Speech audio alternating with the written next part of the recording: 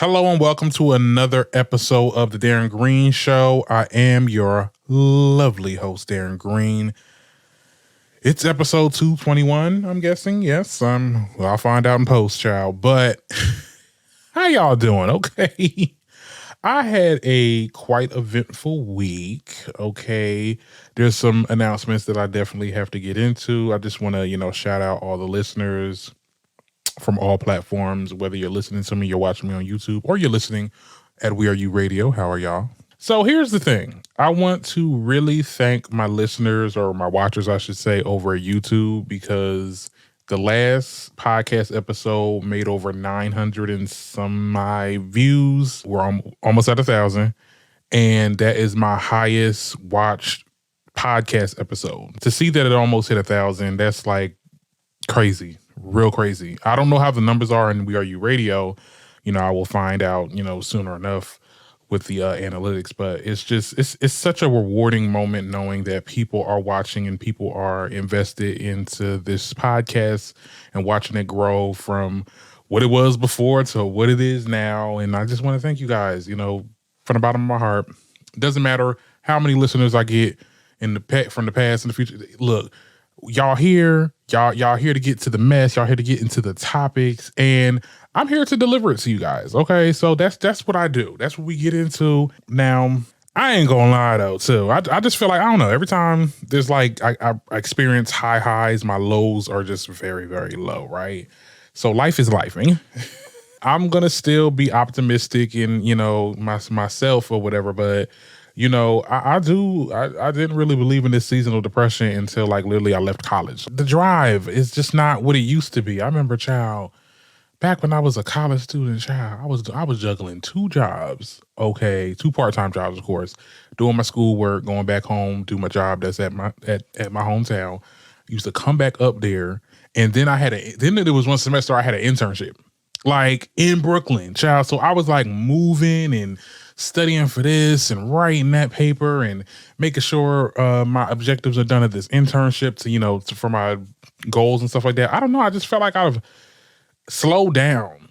I think that's where the depression is really coming from. And eventually I'll need to, address the elephant in the room, child. I need to go to therapy at one point, child, talk this out to a therapist or something. But I don't know. I just feel like if I'm not doing a lot of stuff, like, before, there was just like different things that I was just doing when I was in college.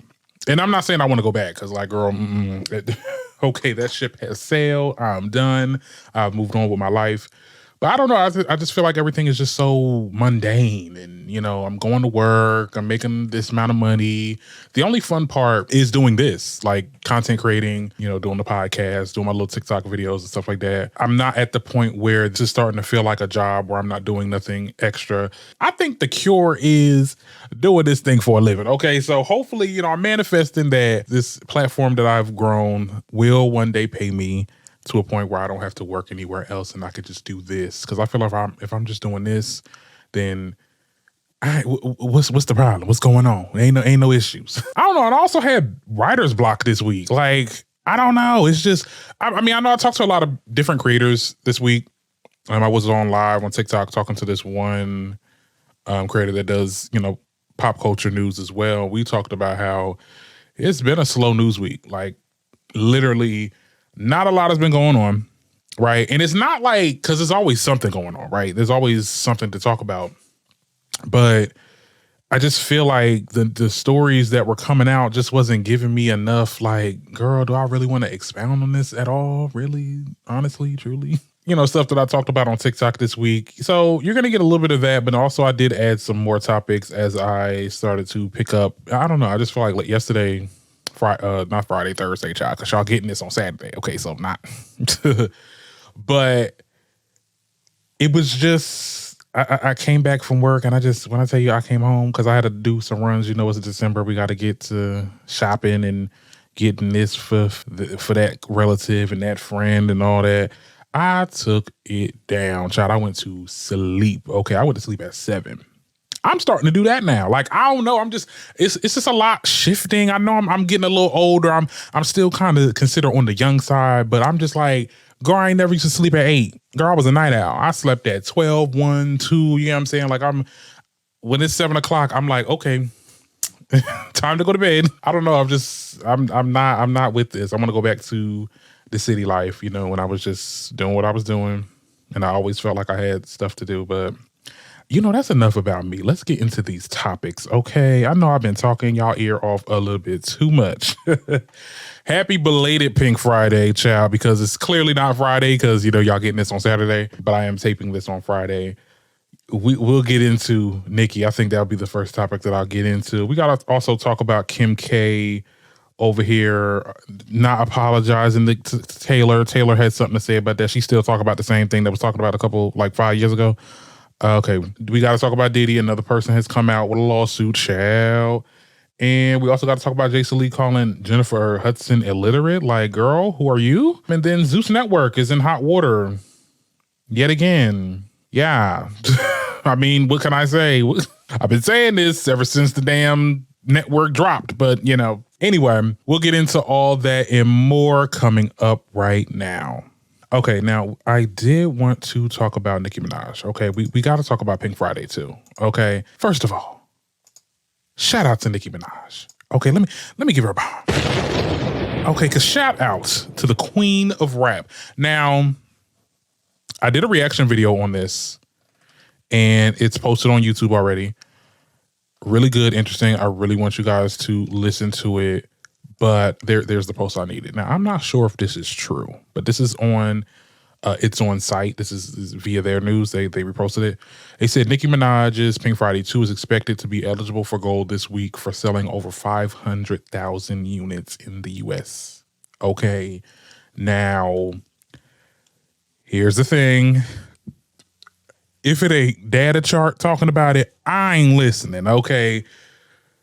But I kind of believe this because she did a lot of sales, like pre-sale, like the pre-orders. People were buying the vinyls, people were buying the shirts, and I believe some of the merchandise is bundled with the album too. She had like a calendar sale also. I think a lot of people this time really showed up and showed out when it came to the pre-orders because when they were looking at numbers and stuff like that, like there was a lot of people that were like purchasing her album.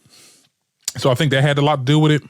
But I mean, also it's the music. The music is dope. Like, hold on, where my phone at? Because I'm about to tell y'all what song that I love the best. Now, my favorite song on there. Now you already know I done clipped it on YouTube and all the places that you can find me on social media. Child, Everybody featuring Lil Uzi Vert. Now, when y'all see my reaction to it, when you see it on the video, take it with a grain of salt. Okay. Because I did say in there, it sounded like Uzi was fighting the beat. But after listening to it again, I don't know. Like I said, you got to listen to the music first time. And that's one thing I'll get into before people want to sit there and be like, oh, well, this song is going to be trash. Or this album is not all that. Yeah. Okay, fine. It's the first day it came out. Calm down. I had to listen to it again. And okay, Uzi's verse is kind of growing on me. But when I first heard it, I'm like, okay, Uzi, you not on the beat. Like, what's going on? What's happening? It's taking me out of the moment for a second. But all in all, that's my favorite song. Like, I listened to that thing like 5 times. Yesterday, child, I listened to it a couple of times. Girl, just now. Here's the thing. My favorite songs on there was Falling For You, FTCU, Needle, Cowgirl was cute, Pink Friday Girls. Oh my goodness. Like, let me tell you something. Okay. It gives me so much super bass nostalgia. Like, I need her to make a video for Pink Friday Girls, honestly. I also want a video for Big Difference because I loved how she changed the trajectory of that song. Like, it was one way when we were hearing all the clips and we thought that was just going to play out the rest of the song, but she completely changed the sound, the beat, everything. It then went back and forth towards the end. I'm like, her mind. Now, with the Falling For You, there was a part in there where she was like, picture me, picture something, you know, I don't know the lyrics yet. I'm still learning it, okay? But there was a part in there where I said in the reaction, I said, yeah, I did not like when she initially shared it to us on her live and it was without the music. I was like, I'm not sure if I like this. This sounds a little ABC 1, 2, 3. But hearing it on that song and like the whole song in its entirety, I'm like, oh my God, I clearly did not see the vision. So yeah, I would say that's one of my favorite songs on there. This is very R&B. This feels like an R&B album. This does not feel like a rap album, which I'm okay with. Let's be very clear. Nicki done gave us rap. She done gave us pop. Okay, she gave us a little bit of trap.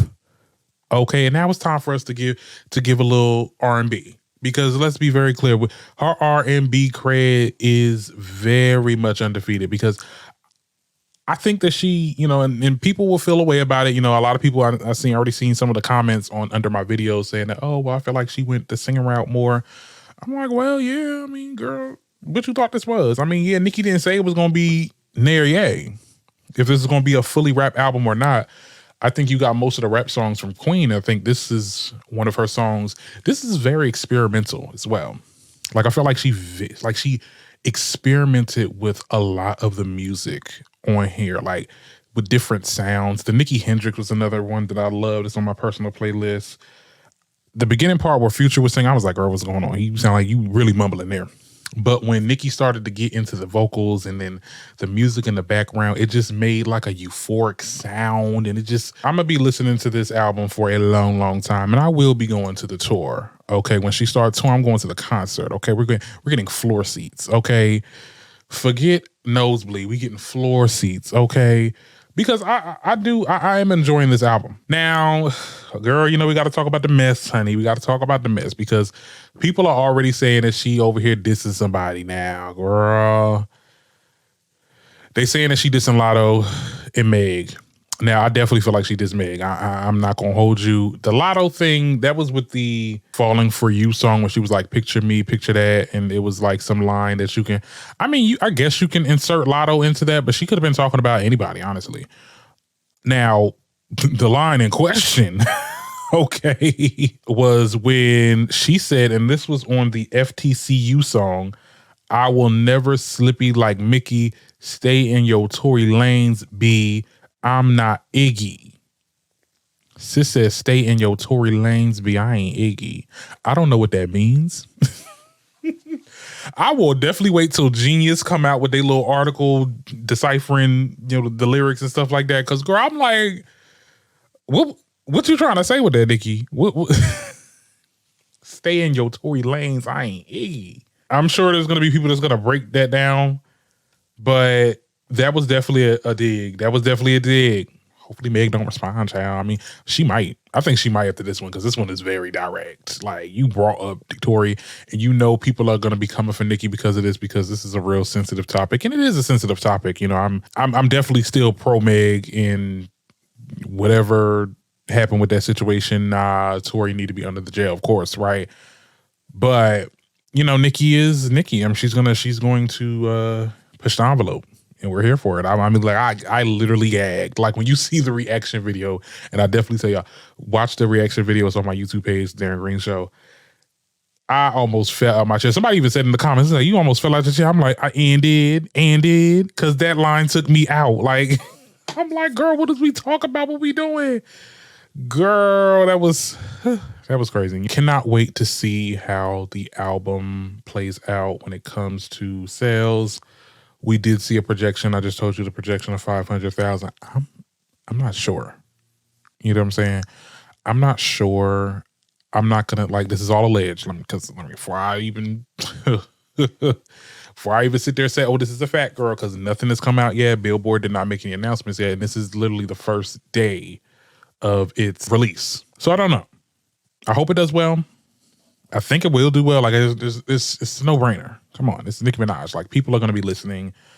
Brands and businesses have been talking about this.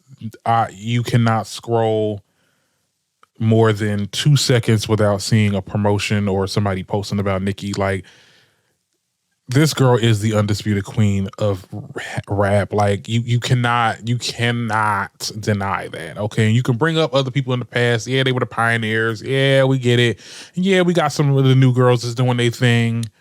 But Nicki's career, something about her career is years in the making. I mean, she had such an iconic run, and the run is still going on. Let's be very clear. The run isn't over.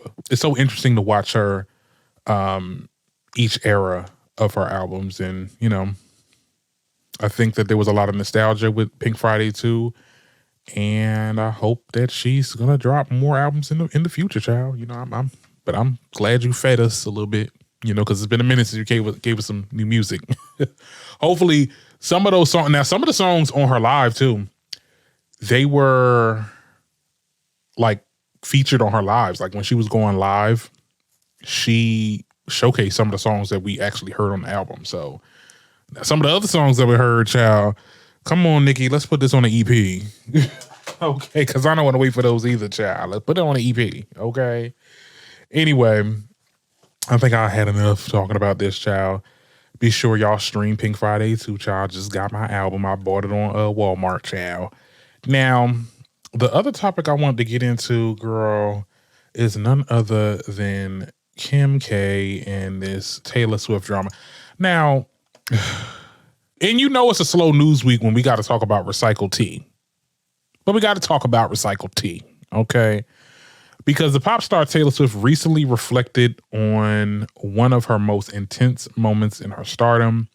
During a new profile interview, the songstress opened up about her heated standoff with former power couple Kim Kardashian and Kanye West, and recalled how the situation caused her to withdraw from the world. Oh, so sad. Now, to jog everybody's memory, child, because I know we done forgot, what was they beef again, child? So Kanye had asked Taylor if it was okay to use her name in that song that he did. I forgot what the song was called, but it was a really good song. Dang, that's messed up. I said I forgot what the song. You know, I erased Kanye out of my life, child. Anyway, Taylor initially agreed. Didn't know that he was going to call her the B word, but hey, the song came out. He called her the B word, and Taylor Swift was upset about this. She voiced her opinion on it, and, you know, they were going back and forth. And then that's when Kim K posted a recording, and I'm not sure if that was featured on the Keeping Up with the Kardashians or not, but she posted a recording of their conversation in which Taylor Swift initially agreed to have, you know, Kanye West name drop her in that song. And as you know, that's when Taylor was like, well, I didn't know he was going to call me the B word. And then they were just going back and forth. At the end of the day, Taylor did look like the bad guy in this. Like, they were not siding with Taylor. They were siding with Kim and Kanye.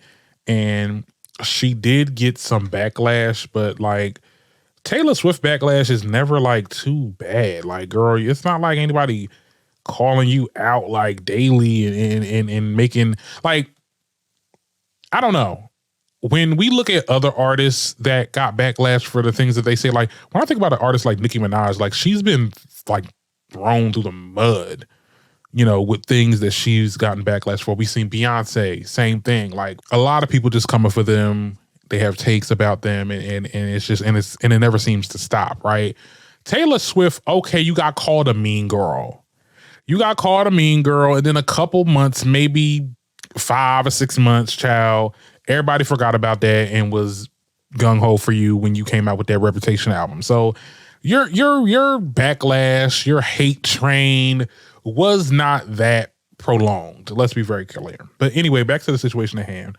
During a recent interview, Taylor alleged that Kim Kardashian edited the audio footage together in what she feels is a strategic attempt to assassinate her career.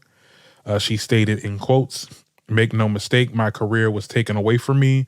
That took me down psychologically to a place I've never been before." She also added, "I moved to a foreign country. I didn't leave a rental house for a year. I was afraid to get on phone calls. I pushed away most people in my life because I didn't trust anyone anymore. I went down really hard. I feel bad, girl." And you know what? It didn't dawn on me until this one TikTok creator really said that Taylor Swift be using her feminism as a weapon against people. Cause like, girl, okay, all right, man, he did the song, he called you the B word. I think that is, you know, that was wrong on his part. Looking back and knowing now that Kanye West was not really in his right mind, he never really was in his right mind, and he was very much a narcissist and all the things under the sun. I mean, Kim Kardashian probably can attest for that now that they're not together anymore. Okay, Kanye was wrong. And Kim was probably wrong for sharing an audio that you're saying is illegal, but you ain't never pressed charges on her. So, I mean, I don't know, to bring that up I don't know.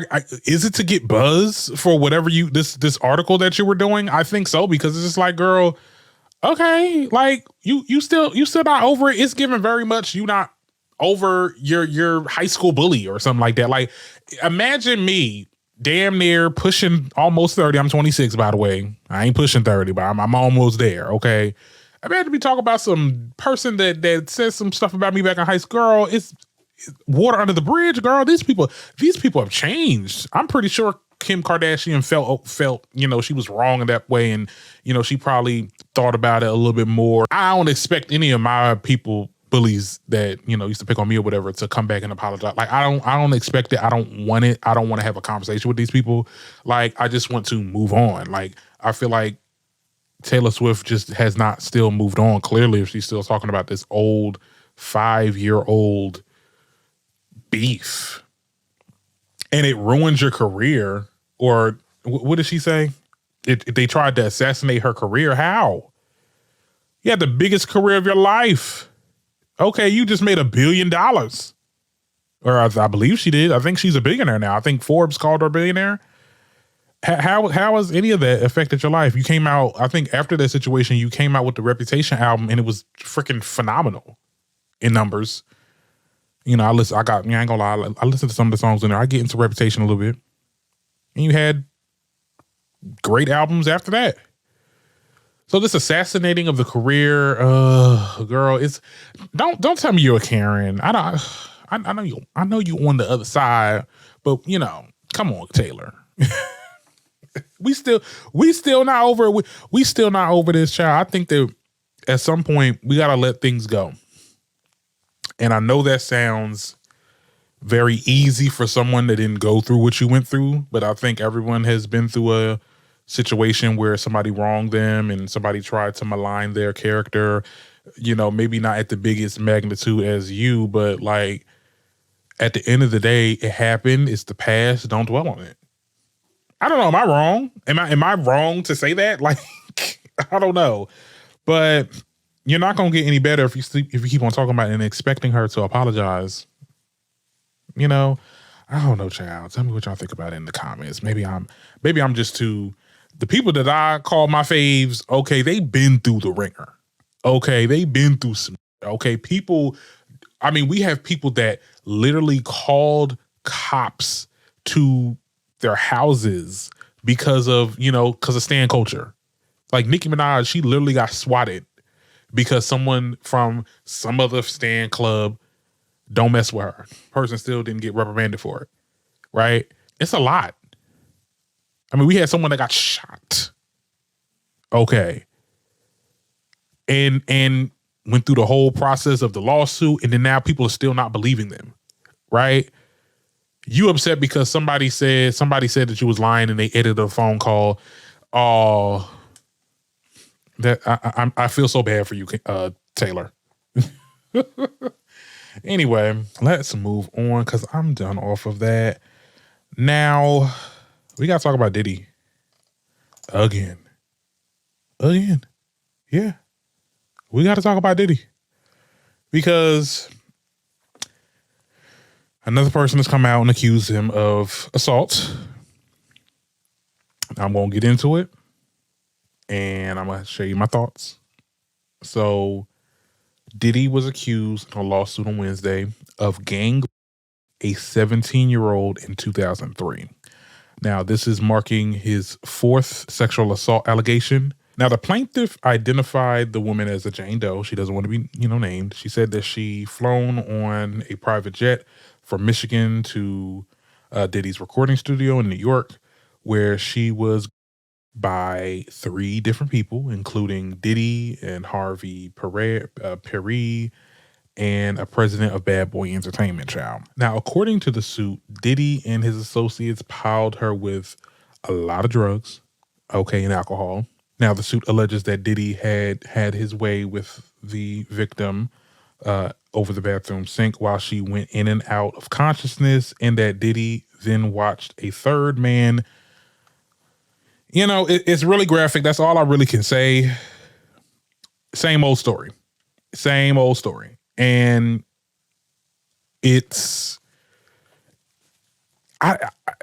I don't, girl. I mean, is it bad to say that we're just so numb to, what this man really is and what he did and how long he was able to get away with this scotch-free? Like, I think that's crazy. But one thing I wanted to note about this is that the Jane Doe decided to come forward with this after seeing Cassie's testimony and, before things went to settling. So the people that are upset about Cassie, don't be, because at the end of the day, Cassie pushed the envelope. And now that she came out, now it's giving other people the confidence to come out as well. This story is very similar to the Cassie situation. This story is very similar to all the accusers really that came out recently. And, he made his response. Let me show it to you guys. He said, for the last couple of weeks, I have sat silently and have watched people try to assassinate my character, destroy my reputation, and destroy my legacy. Sickening allegations have been made against me by individuals who are just looking for a quick payday.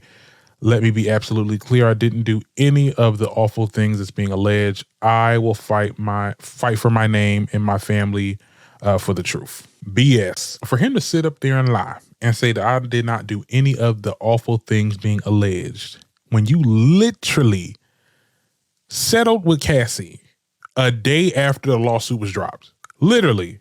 Like, why aren't you countersuing her? And I feel like I'm a broken record, and we talked about this all the time, but like every time an accuser comes out and then either his team or now him, he came out, it's like, no, they're lying. They're looking for a quick cash grab. But you're giving them the cash. You're giving them the cash to be quiet because there's some truthness to it. Come on. There definitely needs to be a documentary to come out. Like when I tell you 50 Cent is trying to make one, we got people talking and people, first of all, Lifetime need to get in the group chat. Okay. Lifetime needs to enter the group chat because that's the platform that gets these documentaries greenlit. Okay. I don't know, child.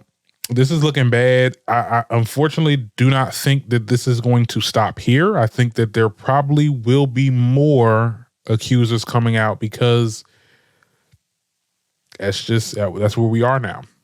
I think people are now learning their voice and they're understanding that, hey, I can come out with this because you did this to me and I want to get, and if they do want money, if this is a payday, okay, yeah, okay, you did this to me, pay me for my troubles. Shit, look, I don't, like I said, I never fought people for doing that, for moving in that way, if they really were assaulted, right? But I think you saying that this is a quick payday as if you're not the ones paying them, like, to be silent. And people in my comments talk about oh, well, no, he didn't settle. Like somebody in my comments literally was like, he didn't settle, his companies settled. I'm like, okay, but he is his companies. Okay. Let's be very clear. He's the one that settled. They're not suing his companies. They're suing him. Or they're putting a lawsuit out on him. Girl, it's so interesting watching people defend him or watching. And it's not like it's crazy because it's not like they're defending him, right? They're not defending what he did, but they're trying to make up excuses for him. And I think that that's so, y'all are even worse than the people like The Breakfast Club who don't want to talk about it at all and be neutral. Like y'all are just playing devil's advocate. Like girl, why y'all want to be the devil so bad? It just makes no sense to me, honestly. But like I said, I'm a broken record with this topic. Let's move on. Now, one other thing that I wanted to talk about today was Jason Lee. Girl. Jason Lee, child, was looking for some clout yet again. Got it. And even if you want to sit there and say, oh, I don't need this to, girl, yes, you did. You knew exactly what you was doing. Him calling Jennifer Hudson illiterate just made no sense to me, right? So he gets into some hot water because he was talking about the interview that Jeannie Mai did with Jennifer Hudson. Jennifer Hudson has a show, syndicated show on television, okay? Oh, Jason. Anyway, when he gets to talking about the situation, he said that, I'm paraphrasing because I can't actually play the audio, but he basically says, oh, Jeannie wanted to go on the Jennifer Hudson show to clear her, to, talk about her marriage and stuff like that, because that's the place where you go to get news or whatever he says, whatever snarky remark he made. And then that's when they challenged him. It was like, what you mean by that? Because Jennifer Hudson illiterate. And I'm like, where did that come from? Even he had to come back because he did make a response here. If you see here, now I'm not playing it, but like he made a little response and it was like, oh, well, I may have said that out of context. He said he didn't mean to use those words specifically. He just wanted to talk about how her show is just not entertaining or it doesn't deserve and is undeserving of a TV slot. Okay. And neither is your platforms. Let's be very clear. You've garnered a platform of hate and I would say lackluster news, child, because the last time I went to Hollywood Unlocked for my celebrity gossip, child, was probably some months ago. Y'all just post everything else the Shade Room posts. And even with the show, like I'm not even seeing a lot of your show clips being clipped on these blogs anymore like they used to. I mean, sure, if you have like Blueface on or Blueface Mom or Krishan, like, we talking about the same, like the level of celebrities that come on your platform has deteriorated.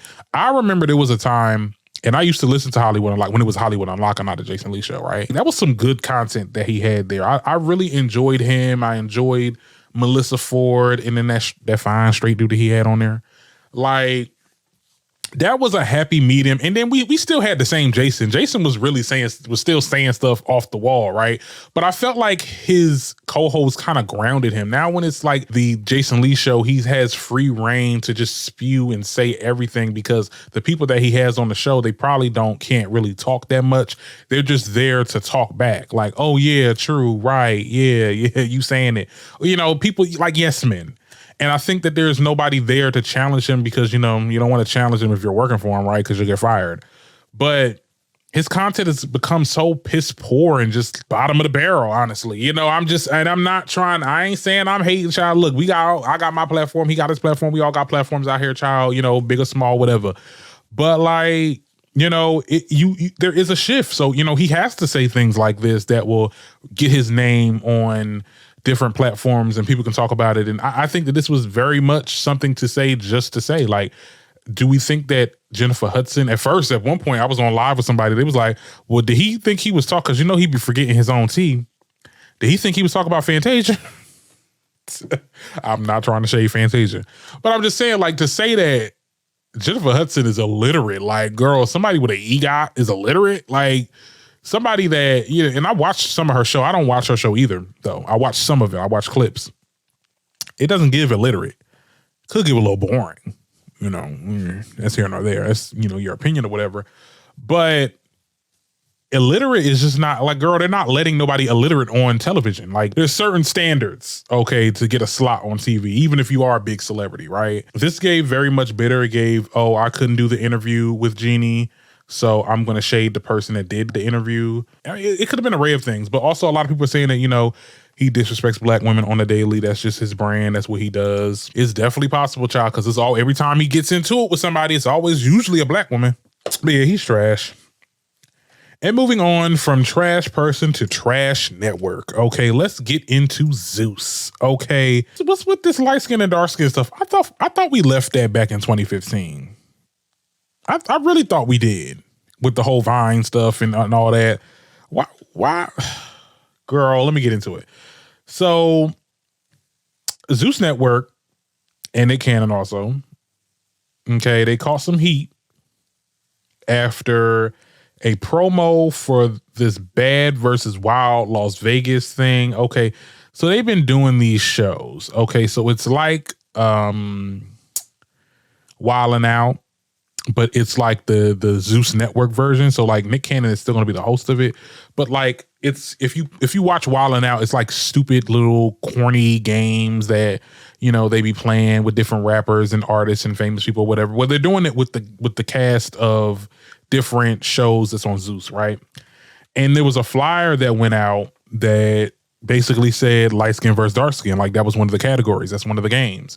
And we see, on this side, we got the light skin girls, and then we got over here more darker or brown skin girls. And, the people fell away about that. They was like, what's going on? Some people said it was fake. This is a real screenshot. This doesn't seem fake. This seems very much real.